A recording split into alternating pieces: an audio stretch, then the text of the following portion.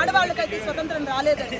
ఆ రోజు మన గాంధీ గారు ఏ విధంగా అయితే అర్ధరాత్రి 12 గంటలకి నడుస్తూ ఉంటే స్వతంత్రం వస్తుందని చెప్పారు. కానీ ఇప్పుడైతే మేము ఆడవాళ్ళం పట్టపగలు కూడా నడవలేకపోతున్నాము. ఎక్కడా కూడా నిలబడడానికి కూడా మాకు ఆస్కారం లేకుండా ఉంటుంది. అనేక మంది ఉద్యోగాల రీత్యా అయితేనేమి, వ్యాపార రీత్యాలు అయితేనేమి, అనేక రంగాల్లో ఉన్న ఆడవాళ్ళు, మహిళలు ఎందరో కనీసం పట్టపగలు కూడా నడవలేకపోతున్నారు. ఈ సమాజం ఏమైపోతుందని అర్థం కావట్లేదండి. ఇటువంటి ఉన్మాదుల్ని మీరు కఠినంగా శిక్షించాలండి. ఎప్పుడో శిక్ష వేస్తాం, పట్టుకుంటాము, ఉంటాము అని కాదు, కానీ కఠినంగా ఆన్ ద స్పాట్ వీళ్ళని ఉరి తీయాల్సిందిగా కోరుచున్నామండి. ఇదే మాకు మీరు ఈ విధమైన న్యాయంగాని మీకు మాకు చేస్తే ఆడవాళ్ళకి ఎంతో మేలు చేసిన వారై ఉంటారండి. అది ఈ ప్రభుత్వం కాదు, గత ప్రభుత్వం కాదు, ఏ ప్రభుత్వం వచ్చినా కూడా ఆడవాళ్ళకి అనేది సపోర్ట్ చేయాలి. మాటల్లో అయితే చెప్తున్నారు ఆడవాళ్ళు ముందుండాలి అని, చేతల్లో అయితే ఏ ప్రభుత్వం కూడా చేయట్లేదని నేనైతే బల్లగుద్ది చెప్తున్నాను అనమాట. ఎవరు సపోర్ట్ అయితే చేయట్లేదు. మాటల్లో మటుకు ఆడవాళ్ళు మీరు ముందుండండి అంటారు. కానీ ఈ హింసలు, ఈ చిత్రవదలు ఏంటండి ఇది?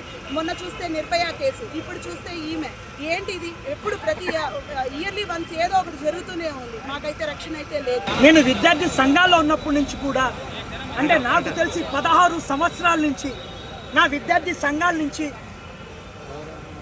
ఇంకా మార్పు లేదు. అప్పుడు కాంగ్రెస్ ప్రభుత్వం ఉన్నప్పుడు నిర్భయ గురించి జరిగింది. ఈరోజు బీజేపీ ప్రభుత్వం ఉన్నప్పుడు కూడా ఇలాంటి మెడికల్ కాలేజ్ స్టూడెంట్స్ మీ అందరికి కూడా సుపరిచితంగా తెలుసు. ఏ విద్యార్థికి ఇబ్బంది వచ్చిన ఆ రోజుల్లో వేల మంది అమ్మాయిని రోడ్ల మీద తీసుకొచ్చి మా కడుపు కోత ఆవేదన తెలిపేవాళ్ళం. మారతారంటే రాజకీయ నాయకులు మాత్రం కుండ బద్దలు కొట్టి చెప్తున్నా, రాజకీయ నాయకులు మాత్రం వాళ్లకు ఆదాయం వచ్చే, వాళ్లకు సంబంధించినటువంటి బిల్లుల సవరణ కనబడుతుంది. అది రాజ్యసభలో కానీ, అది పార్లమెంట్లో కానీ, అది అసెంబ్లీలో కానీ. కానీ దేనికి ఆడపిల్లల మీద అఘాయిత్యం జరుగుతుంటే ఆ టైంలో మాత్రం ఈ రాజకీయ నాయకులు గుర్తుకొచ్చేది డాక్టర్ బిఆర్ అంబేద్కర్ గారు. డాక్టర్ బిఆర్ అంబేద్కర్ గారు ఆ టైంలో రాసినటువంటి రాజ్యాంగం అని చెప్పేసి తప్పుకుంటున్నటువంటి జ్యుడిషియల్ వాళ్ళనైనా సరే, రాజకీయ నాయకులైనా సరే, మేము 2 చేతులు జోడించి అదేవిధంగా మీరు కొత్త సవరణ చట్టం ఎందుకు తీసుకురావట్లేదని అడుగుతున్నా. అభివృద్ధి చూస్తే నీళ్ళు ఈరోజు భారతదేశంలో గూగుల్లో మీరు కొట్టి చూడండి, మహిళలకి రక్షణ లేని దేశం ఏదైనా ఉందంటే ఫస్ట్ ప్లేస్లో భారతదేశం కనబడుతుంది. గూగుల్లో ఆడపిల్లకి రక్షణ లేని దేశం ఏదైనా ఉంది అంటే ఫస్ట్ ప్లేస్లో మన భారతదేశం కనబడుతుంది.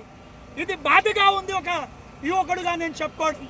అభివృద్ధి నిల్, రేపులు ఫుల్. ఎందుకు అభివృద్ధి నిల్, రేపులు ఫుల్ అనే భారతదేశానికి ఒక ఇండికేషన్ గూగుల్ ఇచ్చింది. అయ్యా రాజకీయ నాయకులారా, మీరు అనుకున్నటువంటి గోమాత సంరక్షణ యాక్సెప్ట్ చేస్తాం. మీకు తెలియదేమో ఆ రోజుల్లో రావణాసుని సైతం మహిళా జోలికి వెళ్తే రావణి లంక తగలబడిపోయింది. అదేవిధంగా శారీ లాగినటువంటి రామాయణం గురించి, పాండవుల గురించి, కౌరవుల గురించి మాట్లాడుకుంటే వాళ్ళు కూడా అత్తాపత్తా లేకుండా పోయారు. అది మహిళా శక్తి లోకం. ఇక మీదటైనా మీరు తెలుసుకోకపోతే నేను చెప్పినటువంటి 2 ఎగ్జాంపుల్లో మీ ప్రభుత్వం కూడా కనబడకుండా పోద్ది అని చెప్తున్నా. మీరు ఎందుకు మార్చలేకపోతున్నారు? నేను ఒకటే క్వశ్చన్ అడుగుతున్నా అందరినీ కూడా. ఆ అమ్మాయికి రేపు జరిగిన తర్వాత, మానభంగం జరిగిన తర్వాత 1.5 గంట సేపు సీసీ క్యాములు, రికార్డులు ఎందుకు తగలబడ్డాయి? విచారణ ఎందుకు ఆదేశించలేదు అని అడుగుతున్నా. ఏమి నాయనా, నాయకులు రాలా? రాజ్యసభ, పార్లమెంటరీ ఎమ్మెల్యేలు కొడుకులు ఎవరైనా ఉన్నారా అని అడుగుతున్నా. ఆ రికార్డులు తనంతటికి తను ఎలా తగలబడ్డాయని నేను క్వశ్చన్ చేస్తున్నా ఒక యువకుడిగా, భారతదేశ పౌరుడిగా. ఒకరిని అరెస్ట్ చేసి అతనంతటికి అతను ఊరి ఒప్పుకుంటున్నాను అంటే మేమైనా కళ్ళు లేని కబోదులం అనుకుంటున్నారా రాజకీయ నాయకులారా? మీరు వెంటనే చట్ట సవరణ చేసి మహిళల మీద ఇలాంటి అత్యాచారాలు చేసిన, మహిళల మీద ఇలాంటి దౌర్భాగ్యపు పనులు చేసిన వెంటనే సౌదీ అరేబియాలో చేస్తున్నటువంటి తల నరకడం చెయ్యండి, ఎన్కౌంటర్ చెయ్యండి. చేయడానికి ఎవరైనా భయపడతారు. లేదయ్యా, వాళ్ళని జైల్లో పెట్టి సాకుతూ వాళ్ళ పేరు మీద బిల్లులు దండుకునే ఈ నాయకులకి, ఈ వ్యవస్థకి బాగలేదు, మీరు మార్చుకోమని చెప్పేసి మా నెల్లూరు జేఏసీ తరపు నుంచి నేను 2 చేతులు జోడించి కోరుకుంటున్నాను.